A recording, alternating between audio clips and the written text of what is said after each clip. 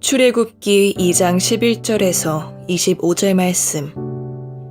모세가 장성한 후에 한 번은 자기 형제들에게 나가서 그들이 고되게 노동하는 것을 보더니 어떤 애굽 사람이 한 히브리 사람 곧 자기 형제를 치는 것을 본지라. 좌우를 살펴 사람이 없음을 보고 그 애굽 사람을 쳐 죽여 모래 속에 감추니라. 이튿날 다시 나가니 두 히브리 사람이 서로 싸우는지라. 그 잘못한 사람에게 이르되 내가 어찌하여 동포를 치느냐 하매 그가 이르되 누가 너를 우리를 다스리는 자와 재판관으로 삼았느냐. 내가 애굽 사람을 죽인 것처럼 나도 죽이려느냐. 모세가 두려워하여 이르되 일이 탈로 되었도다. 바로가 이 일을 듣고 모세를 죽이고자 하여 찾는지라. 모세가 바로의 낯을 피하여 미디안 땅에 머물며 하루는 우물 곁에 앉았더라. 미디안 제사장에게 7딸이 있었더니 그들이 와서 물을 길러 구유에 채우고 그들의 아버지의 양떼에게 먹이려 하는데 목자들이 와서 그들을 쫓는지라. 모세가 일어나 그들을 도와 그 양떼에게 먹이니라. 그들이 그들의 아버지 르우엘에게 이를 때에 아버지가 이르되 너희가 오늘은 어찌하여 이같이 속히 돌아오느냐. 그들이 이르되 한 애굽 사람이 우리를 목자들의 손에서 건져내고 우리를 위하여 물을 길러 양떼에게 먹였나이다. 아버지가 딸들에게 이르되 그 사람이 어디에 있느냐. 너희가 어찌하여 그 사람을 버려두고 왔느냐. 그를 청하여 음식을 대접하라 하였더라. 모세가 그와 동거하기를 기뻐하매 그가 그의 딸 십보라를 모세에게 주었더니 그가 아들을 낳음에 모세가 그의 이름을 게르솜이라 하여 이르되 내가 타국에서 나그네가 되었음이라 하였더라. 여러 해 후에 애굽 왕은 죽었고 이스라엘 자손은 고된 노동으로 말미암아 탄식하며 부르짖으니 그 고된 노동으로 말미암아 부르짖는 소리가 하나님께 상달된지라. 하나님이 그들의 고통 소리를 들으시고 하나님이 아브라함과 이삭과 야곱에게 세운 그의 언약을 기억하사 하나님이 이스라엘 자손을 돌보셨고 하나님이 그들을 기억하셨더라. 샬롬. 오늘도 하나님의 말씀으로 하루를 시작하신 여러분들에게 하나님의 은혜와 평강이 충만하게 넘치시기를 간절히 축복합니다. 2025년 5월 21일 우리 수요일 아침 출애굽기 2장 11절에서 25절 말씀을 가지고 나를 기억해 주시니 감사합니다 라는 제목으로 함께 말씀 나누도록 하겠습니다. 옛날에 유행했던 TV 프로그램 중에 TV는 사랑을 싣고 라는 프로그램 아마 기억하실 거예요. 그 프로그램은 주로 연예인들이 학창시절 은사님이나 정말 만나고 싶은 친구 또 고마웠던 분들을 찾아가는 그런 예능이었는데 그 과정에서 참 감동적인 장면들이 많이 나와서 저도 참 기억에 남는 그런 프로그램이었습니다. 그때 많은 사람들이 다시 만나고 싶은 사람들을 찾게 됐을 때 말을 들어보면 뭐 하면서 지냈냐, 왜 이렇게 연락이 안 됐냐, 너무너무 보고 싶었다, 그렇죠?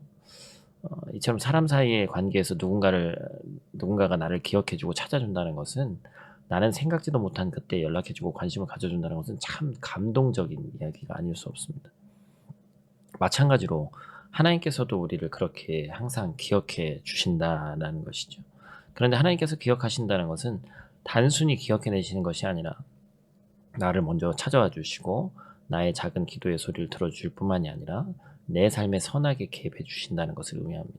그런데 이것은 아무리 생각해도 정말 말로 표현할 수 없을 만큼 감사한 일이죠. 오늘 본문이 바로 이런 하나님의 은혜가 얼마나 귀하고 감사한 일인지를 우리에게 다시 한번 확인시켜주는 그러한 말씀입니다. 오늘 말씀 통해서 짧은 시간이지만 또 큰 은혜 나누시기를 축복합니다. 오늘 본 말씀 통해서 우리가 첫 번째로 기억해야 될 것은 하나님은 하나님의 사람 모세에게 관심이 많으셨다라는 것입니다. 이제 모세가 장성했어요. 그런데 그가 장성한 후로 한 일은 다름 아닌 혈기왕성한 한 청년의 잘못된 치기였죠. 그래서 그는 선한 목적이 있었지만 잘못된 방법으로 기어고 사람을 해치고야 말았습니다. 그리고 그는 자신의 양어머니조차 지켜주지 못하는 큰 위기를 맞이하게 되죠. 15절 말씀입니다. 바로가 이 일을 듣고 모세를 죽이고자 하여 찾는지라 모세가 바로의 낯을 피하여 미디안 광야 땅에 머물며 하루는 우물 곁에 앉았더라. 모세가 평생토록 왕궁에서 자라왔는데 쫓겨난 것이 아니라 스스로 도망쳐 나왔습니다. 뒤도 돌아보지 않고 자라왔던 곳을 다 내어버리고 아무도 알지 못하는 아주 먼 광야로 찾아 들어가게 됐습니다. 이때 도착한 광야가 미디안 광야죠. 이 미디안 광야는 애굽에서 육로로만 따져도 수백 킬로나 떨어진 곳으로 그곳은 모세를 기억하는 사람도 없고 모세의 신분을 아는 사람도 없고 찾는 사람도 아예 없는 곳입니다. 그런데 그곳에서 그를 기억하시는 분이 있었는데 그게 바로 하나님이셨다라는 것이죠. 또한 하나님은 그 땅에서 그에게 다시 삶을 꾸려갈 수 있는 하나님의 사람으로 준비될 수 있는 환경을 마련해 주셨습니다. 그러니까 적당히 머물 곳이 아니라 마음의 안식처가 될 가정을 선물로 허락해 주셨어요. 그래서 그 낯선 땅에서 사랑하는 아내를 맞이하고 귀한 아들을 낳게 되는데 그 아들의 이름을 게르솜, 곧 내가 타국에서 나그네가 되었다라는 뜻으로 짓게 됩니다.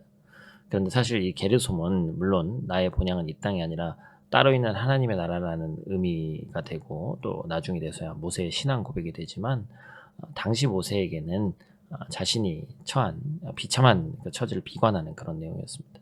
그러나 중요한 것은 누구도 모세를 기억하지 못하고 찾지도 않는 그때에 자기 자신조차도 모든 건 꿈과 희망을 버리고 있을 그때에 하나님께서 그를 기억하셨고 그를 위대한 하나님의 사람으로 만들어가고 계셨죠.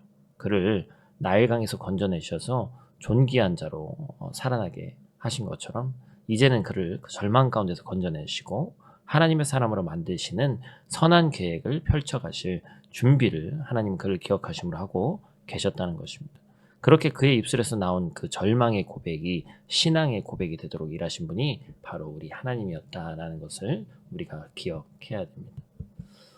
두 번째로 기억하셔야 될 것은 하나님은 나에게도 관심이 많으시다는 것이죠.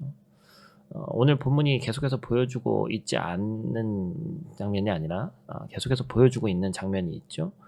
그 일이 있은 후에 이스라엘 자손들이 애굽에서 괴로움을 당할 때에 하나님은 모세만이 아니라 이스라엘 백성들 곧 하나님의 백성 한 사람 한 사람을 전부를 모두 기억하고 계셨다고 성경은 그렇게 증언합니다. 본문 24절 25절 말씀이죠. 같이 읽습니다. 하나님이 그들의 고통 소리를 들으시고 하나님의 아브라함과 이삭과 야곱에게 세운 그의 언약을 기억하사 하나님이 이스라엘 자손을 돌보셨고 하나님이 그들을 기억하셨더라.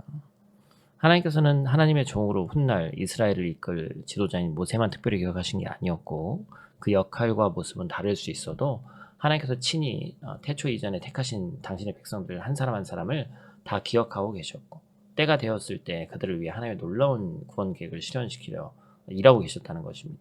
특별히 본문 25절 말씀을 보면 하나님이 이스라엘 자손을 돌보실 것이고가 아니라 하나님이 이스라엘 자손을 돌보셨고예요. 그렇죠? 이게 무슨 의미입니까?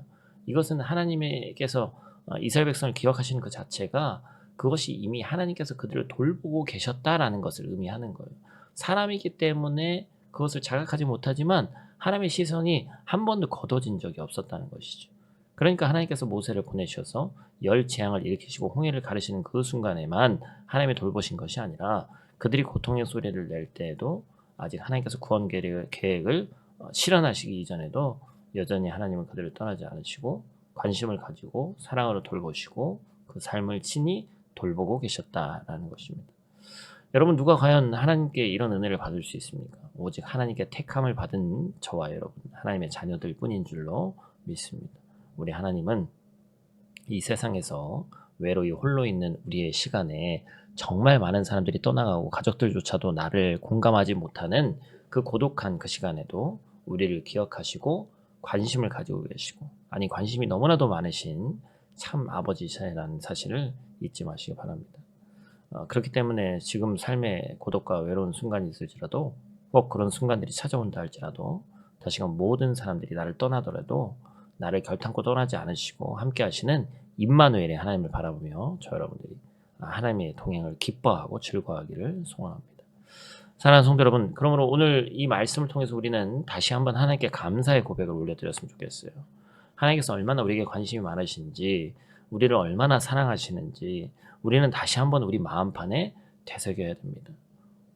혹 요즘 감사할 거리가 없습니까? 고난과 위기, 환난과 시련으로 감사의 고백보다는 눈물의 기도가 더 가까운 분들이 있을 것입니다.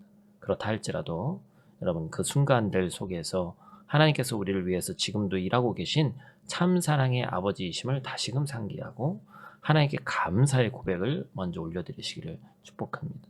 하나님께서는 우리 삶의 모든 기도를 아니 마음의 읊조림조차도 다 듣고 계십니다. 하나님은 우리의 모든 아픔과 눈물을 기억해 주시는 거예요. 그러니 우리는 힘들고 지치는 그 순간에도 하루를 시작할 때 나를 사랑하시는 하나님으로 말미암아 감사로 하루를 시작하고 삶에서 하나님을 노래하고 찬미하는 사람이 되어야 되는 줄로 믿습니다. 그러면 하나님께서 반드시 우리 삶 가운데 새해를 행하실 때 우리는 그 은혜를 은혜로 여길 줄 아는 성숙한 그리스도인으로서 하나님 앞에 서게 될 줄로 믿습니다. 저 여러분이 그렇게 오늘도 나를 기억해 주시는 하나님을 감사하고 또한 그 하나님을 바라보며 하루를 시작하고 또 마치고 하나님의 일하심을 기대하며 소망하기를 주님의 이름으로 축복합니다. 사랑과 은혜가 풍성하신 아버지 하나님 감사를 드립니다. 오늘 이 아침 주님 앞에 나아가게 하시니 감사를 드립니다.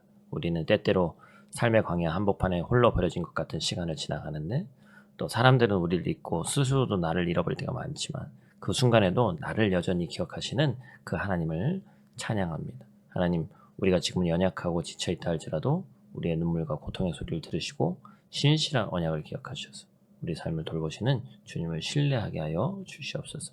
오늘 시작하는 이 아침 우리 안에 불평보다는 감사를, 두려움보다는 믿음을, 절망보다는 소망을 심어주시고 우리가 기도하는 작은 속삭임까지도 귀 기울이시는 하나님을 믿고 오늘 하루도 주님 안에 사로잡혀 있는 자로서 감사하며 걸어가게 하여 주시옵소서.